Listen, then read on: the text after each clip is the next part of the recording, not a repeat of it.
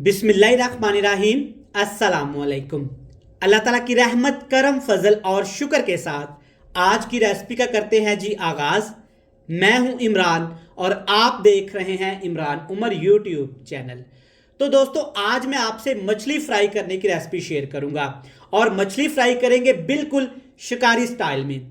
जैसा कि समंदर के किनारे शिकारी मछलियों को पकड़ते हैं और इसको मसाला लगा के रेड़ी पे दरिया के किनारे सेल करते हैं, जो कि खाने में बहुत ही मज़ेदार और जूसी होती है।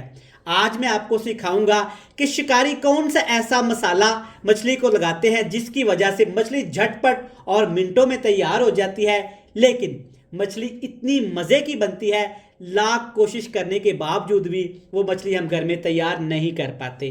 तो जनाब, इस रेसिपी में मैं आपसे शेयर करूंगा कि शिकारी भाईजान ऐसा क्या करते हैं, कौन सा मसाला मछली को लगाते हैं जिसकी वजह से मछली इतनी टेस्टफुल बन जाती है। तो चलें जनाब, जल्दी से रेसिपी देख लेते हैं। चलें जी, बिस्मिल्लाहिर्रहमानिर्रहीम। शिकारियों वाली तिक्का फिश फ्राई बनाने के लिए सबसे पहले हम बात करेंगे मछली की। तो यहाँ पे आपको नज़र आ रही होगी 1 किलो मैंने मछली ली है, 1000 ग्राम ये मछली है। और मछली की बोटियाँ कुछ इस तरह की आपने रखवानी है, गुलाई वाली शेप में। सेंटर से आपने इसको कट नहीं लगवाना, इस तरह से आपने इसको रखवाना है। मछली को सबसे पहले हमने अच्छे तरीके से धोना लाजमी होता है। तो मछली धोने का जो सबसे बेहतरीन तरीका मुझे लगता है, आप इसको सिरके वाले पानी में डाल के 10 मिनट रखें और खुले पानी से वॉश कर लें। मछली बिल्कुल साफ़ सुथरी हो जाती है और इसकी स्मेल भी ख़त्म हो जाती है। तो चलें जी, अब मछली को हमने मसाला लगाना है। मसालों में बहुत थोड़ी चीज़ें लगाएंगे। सबसे पहले इसमें डालेंगे, ये है मेरे पास 1 टेबल स्पून भर के, ये है अदरक, लहसुन, सब्ज़ मिर्च और थोड़ी सी अजवाइन मैंने इसमें डाली है। तीनों चीज़ों को आपने इकट्ठा कूट लेना है और थोड़ा सा मैंने इसमें नमक भी डाला है। अब इसमें डालेंगे जनाब तिक्का मसाला। तो आप इसमें चिकन तिक्का मसाला इस्तेमाल कर सकते हैं, किसी अच्छे ब्रांड का ले लें जो भी आपको पसंद हो। अगर आपने घर में होममेड बना के रखा हुआ है तो आप वो भी इस्तेमाल कर सकते हैं। ये बिल्कुल लाइट सा मसाला होता है, तो एक पूरा पैकेट आपने इसमें शामिल कर देना है। इसके अलावा कुछ भी हमने इसमें शामिल नहीं करना, ना नमक, ना मिर्च, ना हल्दी। बस यही वो चीज़ें हैं जो इसमें जाएंगी। एक चीज़ और मैं डालूँगा, ऑप्शनल है, लेकिन मुझे मछली में इसका फ्लेवर अच्छा लगता है, खुश्क धनिया। क्रश किया हुआ आपने खुश्क धनिया इसमें डाल देना है। अगर आपको नहीं पसंद तो आप ये भी स्किप कर सकते हैं, लेकिन जब मछली फ्राई होती है ना, तो उसके ऊपर हल्का हल्का सा जब धनिया की बाइट आती है ना, वो बहुत ही मज़े का लगता है। अब आपने मछली को अच्छे तरीके से चम्मच की मदद से, हाथ की मदद से इतना मिक्स करना है कि तमाम मसाला मछली के बोटियों के ऊपर लग जाए। तो यहाँ पे आप देख सकते हैं माशाल्लाह मसाला अच्छे तरीके से मैंने मछली के ऊपर लगा दिया है। और चेक करें यहाँ पे कितना ज़बरदस्त मसाला इसके ऊपर लगा है। ना इसमें हमने पानी शामिल किया और ना ही इसमें हमने बेसन या मैदे का इस्तेमाल किया है। अगर आपको पसंद है तो हल्का फुल्का आप इसमें मैदा या बेसन डाल सकते हैं, लेकिन ऐसे ही मछली ये बहुत ज़्यादा क्रिस्पी और मज़ेदार लगती है। अब आपने इसके ऊपर ढक्कन लगा के इसको कम अज़ कम 20 मिनट के लिए लाजमी रेस्ट देनी है। अगर आपके पास टाइम है तो आप पूरी रात इसको मसाला लगा के रख दें। इंशाल्लाह ताला आज की जो ये फ़िश फ्राई है ना, मुझे इसकी रेसिपी एक शिकारी भाईजान ने दी थी कि कैसे वो दरिया से मछली को पकड़ के ये हल्का फुल्का सा मसाला लगा के ढाबे पे, दरिया के किनारे पे सेल करते हैं। तो मुझे इसका टेस्ट बहुत अच्छा लगा, तो मैंने सोचा क्यों ना आप व्यूवर्स के साथ भी इसको शेयर किया जाए। इसको हम रेस्ट देंगे तकरीबन 30 मिनट के लिए, फिर इसको फ्राई करेंगे।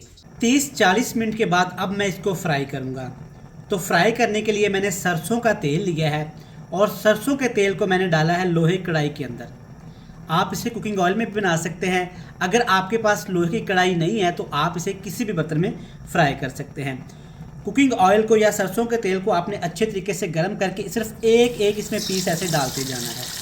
सारी इकट्ठी मछली आपने इसमें शामिल नहीं करनी, वरना मछली आपस में जुड़ जाएगी और इसके पकौड़े से बन जाएंगे। मछली फ्राई करने के बहुत सारे तरीके हैं।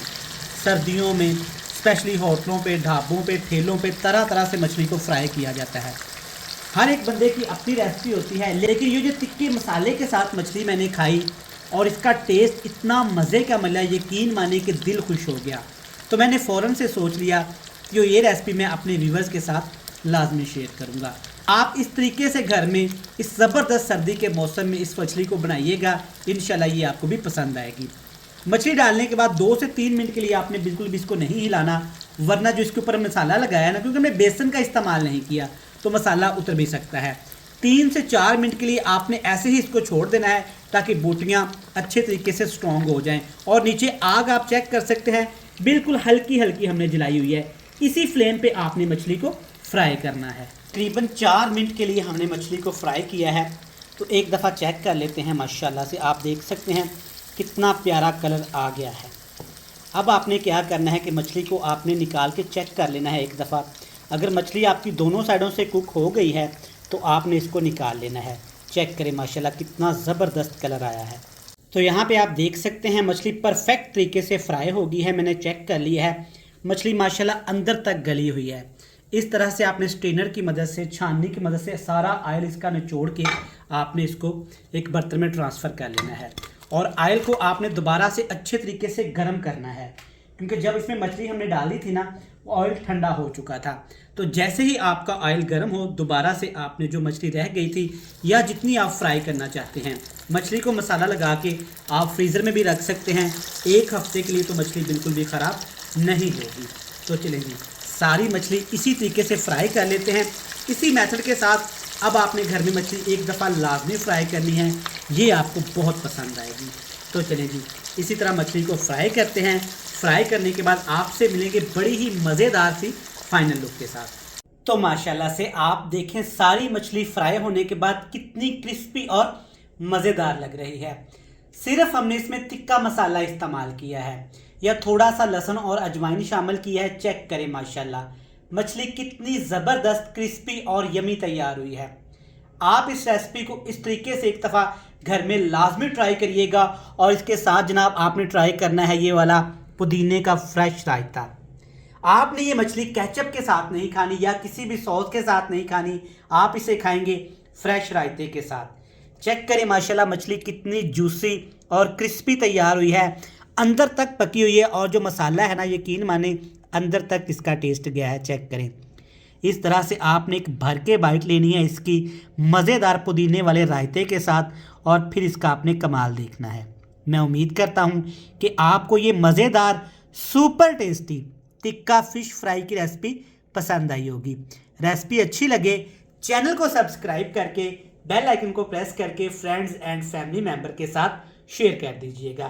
کل پھر ملیں گے نئی اور مزیدار ریسپی کے ساتھ، تب تک عمران عمر کو دیجئے گا اجازت۔ ڈھیر سارا پیار دعاؤں میں رکھیے گا یاد۔ اللہ حافظ۔